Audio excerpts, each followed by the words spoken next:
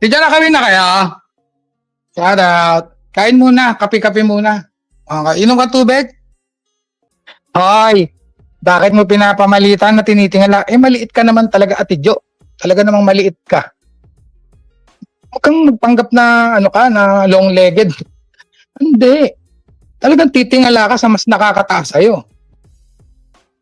Di ba? Anong matatanaw yung nakakalaki sa'yo, nakakataas, kung di ka titingala? Ano, gusto mo tingnan? Pusod ko.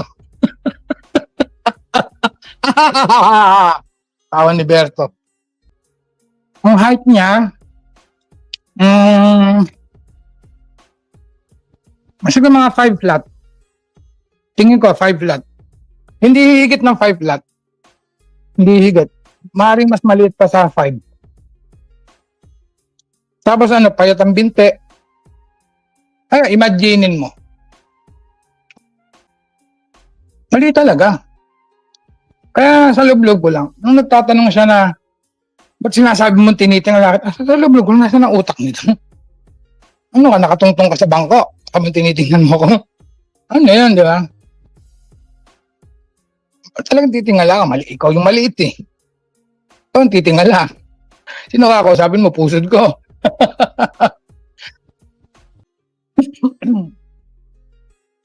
Ay, ganun. Ibig sabihin, mas matangkad ako. Hindi sila naglalayo ng konting-konting diferensya lang. Gabulbul lang ng madre. Ang diferensya. Nilang dalawa ni Mami Inday. Konting diferensya lang. Gahibla lang.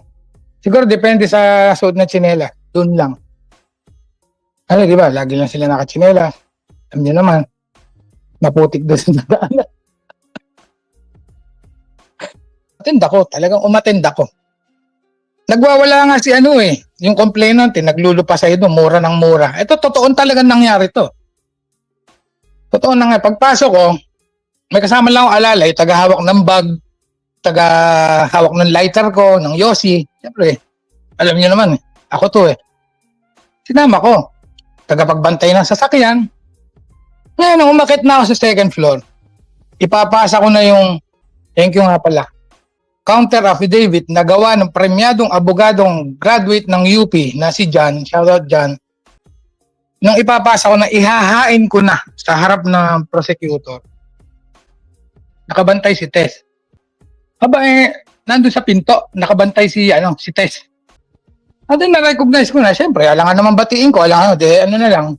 Kumbaga, patay mali siya na lang, wala naman mga bilang, syempre, hindi ko napapansinin.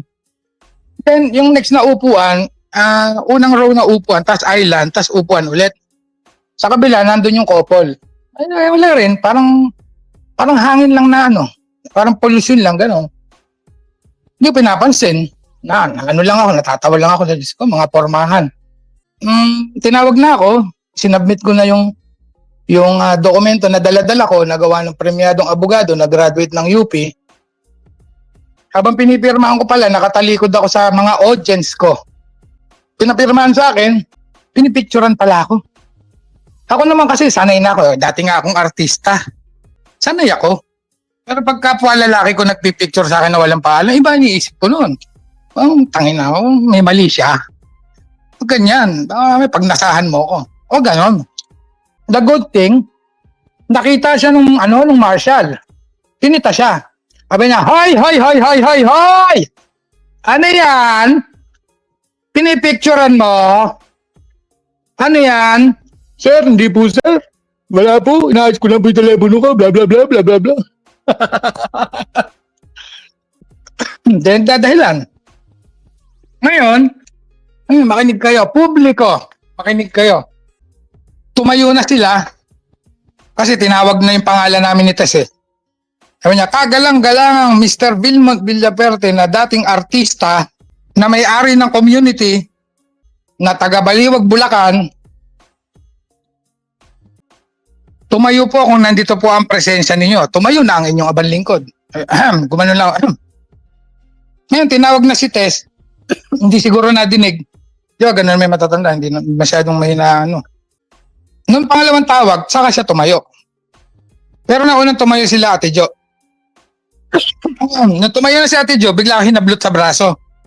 Hindi naman hablot na may kasamang pwersahan na, hindi naman. Yung parang lambing lang, hoy. Bakit mo sinasabing tinitingala kita? Sabi ko, Ate Jo, bansot ka ng bansot, ikaw pala pandak. Talagang titingalain mo ko. Tapos, nginisiyan ko lang ng ngising demonyo, saka ako tumalikod. Hindi ko naman alam, hindi ko naman lubos malaman na dahil nga, di ba, hindi naman sila nakapag-aral. Mumurahin ako ng pagkalakas sa loob ng korte. O di nadinig sila nung naglabasan yung mga tao. Medyo alam natin dali yung sitwasyon. Ako naman alam ko, nakapag-aral naman tayo, siyempre, medyo tayo eh. Sabi ko, hoy, Ate Jo, nasa korte tayo. Ate Jo, may kinaso na kayo, dito na lang tayo mag-usap. Huwag na dito, huwag na yung ganyan. Ayaw, ala tayo sa LS. Okay? Ala tayo sa LS. Ala tayo dyan. Ba, lalong napikon, putang ina mo, bansod, binaboy mo apo ko, putang ina mo. Gago, hindi ako nang bababoy sa apo mo. Si paring nani.